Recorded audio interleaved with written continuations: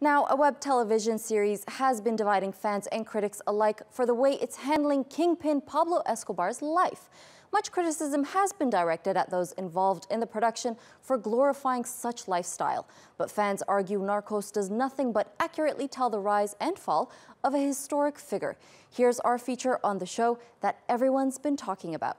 There is violence in Chicago, of course, but not by me and not by anybody I employ, and I'll tell you why, because it's not good business. Throughout pop culture history, on-screen portrayal of real-life criminals have always attracted great attention from the masses.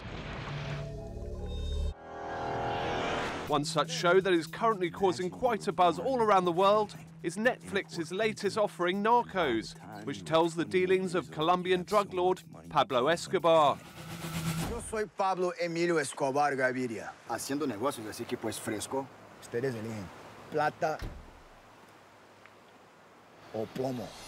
With a budget of $25 million, the series is among the most expensive web-based productions. Kilos of coke a day. The hippies have been replaced by Colombians, and these guys didn't wear flip-flops. And it is being filmed on location in Medellin, a city which used to be a hub of drugs trafficking.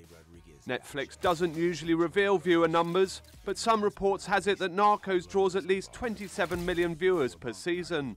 It might be lacking in the awards department, but the show has created a cult of its own. And the followers say that what keeps them coming back is action and intrigue.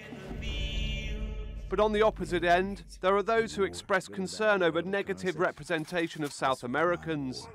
This has been the hot debate topic in Colombia since the release of Narcos, which is currently in its third season. We had no idea what we were in for. Well, to analyze the Narcos phenomena, journalist Mariana Palau joins me from Colombia's capital city, Bogota. Thank you so much for joining us, Mariana. This topic is very controversial, and there's actually a lot of elements to it, and one of the biggest ones are stereotypes. I want to just start off with talking about how the Latin American people feel like they're being stereotyped over and over again. Well, Evelyn, if you look at the show, almost every Colombian depicted in it is a criminal, a corrupt, inept public officer, or this woman trying to get ahead through sex. And that's just silly because most Colombians are not like that. Yet Narcos, through its success, has shown this very inaccurate image of Colombians to the international community. And whether willingly or not, well, that's the reference image that foreigners have when they think of Colombians.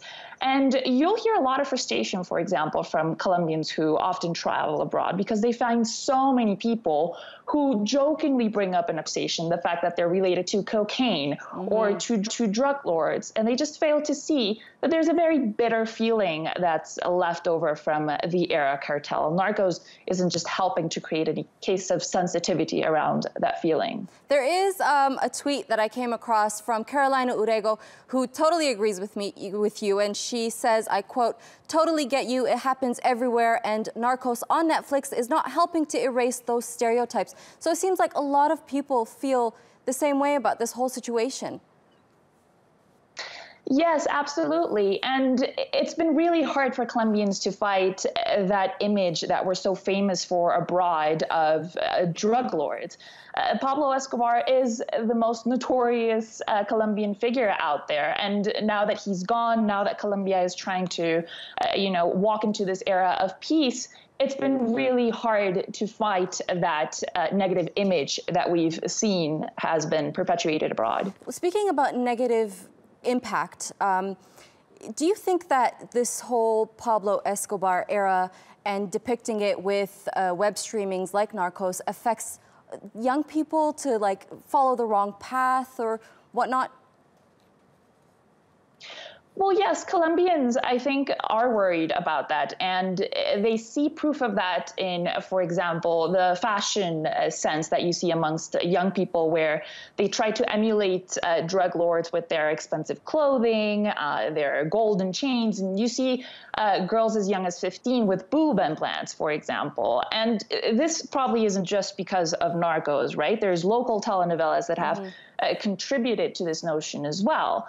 But Narcos just kind of endorses it because it has an international audience. It seems like there's people who disagree, though. There was this one tweet from Diana D_ that says, Narcos doesn't glorify drug trafficking. It's literally about the rise and fall of narco traffickants. What do you think?